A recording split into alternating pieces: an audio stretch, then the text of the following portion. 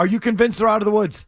No, I'm not convinced they're out of the woods. Look, Porzingis has been playing well, and he certainly played well against the Bulls.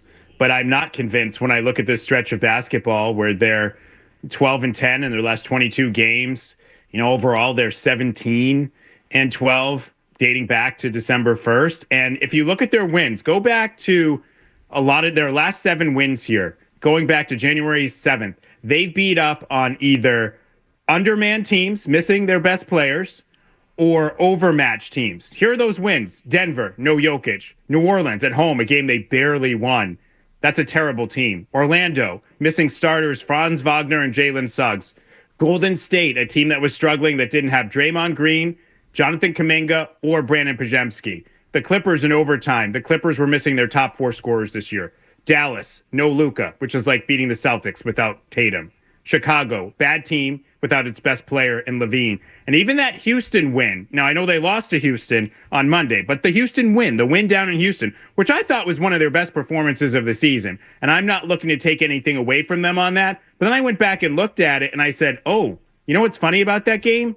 Amen Thompson was serving a suspension and didn't play for the Rockets. That's the same guy that torched you for 33 points on Monday in the game winner. But I understand, by the way, that those 33 points and what Dylan Brooks did with the 10 threes, that was part of the plan. So that was the plan, was to get torched by those guys. So actually, that loss doesn't actually count for the Celtics. You might not know this, guys, but the loss doesn't count because they executed the game plan. So that doesn't count, apparently. Because the game plan was to take out Van Fleet and help me with the other guy. Okay, Jalen Green. Do you want to take out their big scores to leave those guys to beat them, and they beat them so that Chris is being sarcastic, but the reason we played that Mazzulla cut to start about this is the fun part. That's part of your issue, right? Yeah, I understand that you don't want your team to panic and that you have to show steadiness, and I think Joe's good at that.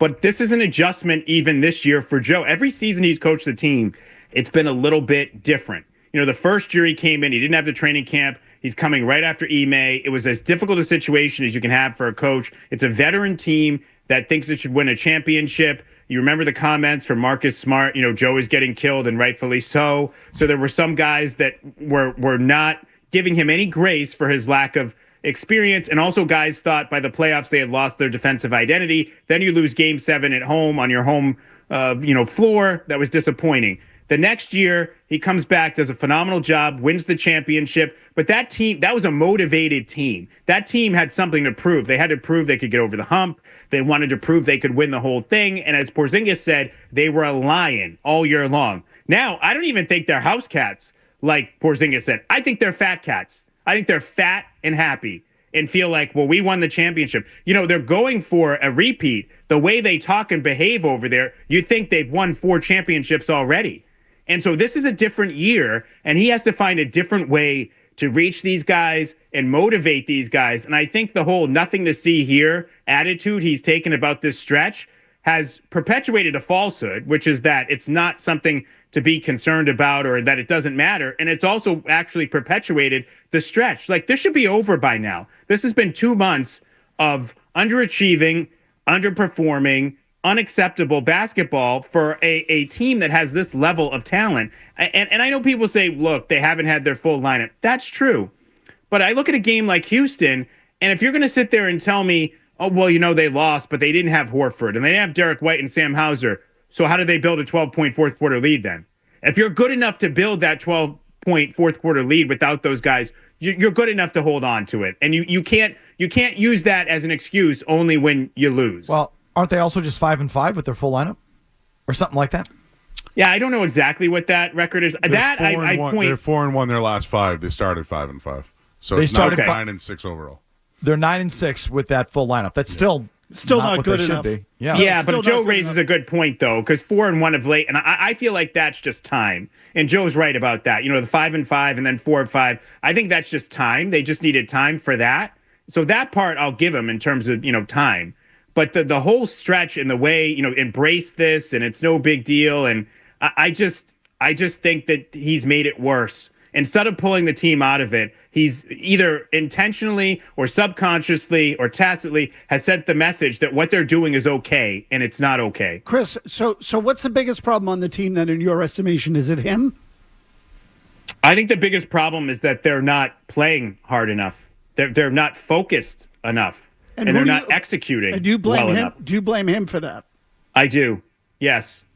When it goes on this long, yes. I look at the coach and say, you have to do something different. And I think also part of it, this is a lesser part of it for me, is just trying to make some adjustments on a night-to-night basis. Not overall, not your overall philosophy, but just not being so accepting of the idea of, okay, over the long haul, the way we play will work out, big sample size.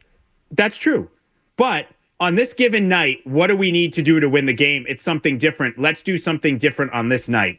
I don't think there's enough of that. I think they're like the Pittsburgh Steelers of the NBA. We do what we do. This is what we do. Beat it. And if it doesn't work, it's like, well, it didn't work that one time, but it works most of the time. Oh, well. Joe Murray, you have any thoughts? No, I agree with everything. I just feel as though, they're working out the kinks. I think Porzingis is playing at an elite level right now. He's never been this good. I mean, he's shooting like 51% in the month of January from three. They have never seen Porzingis play like this. And he gets out to such fast starts. He had 26 in the first half. The first quarters, he's been outstanding.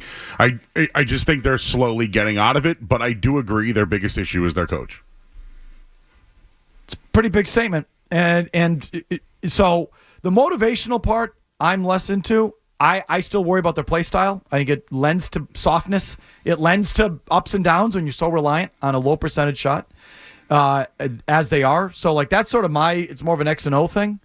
And I think Ime Udoka pantsed him X and O wise at the end of that game. The motivation stuff, that's Chris's point. That's less of mine.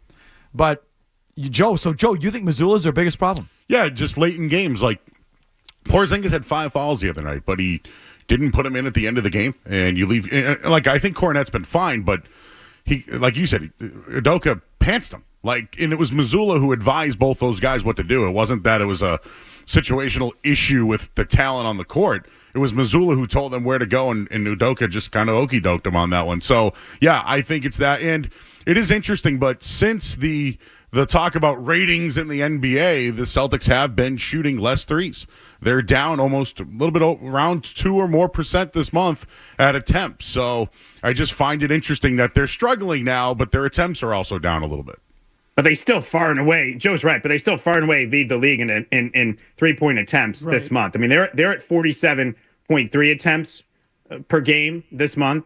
The Cavs are at 43.5, for this month. And you're looking at, and I've given you the stat before, for the season, the Celtics are still at basically 54% of their shot attempts are three, which is unheard of. I mean, that's beyond a historic pace. If you like that clip, check out more videos from Felger and Mazz here. For more Celtics analysis and opinion, hit this playlist. And for all the latest from the Sports Hub, download the app at 985thesportshub.com.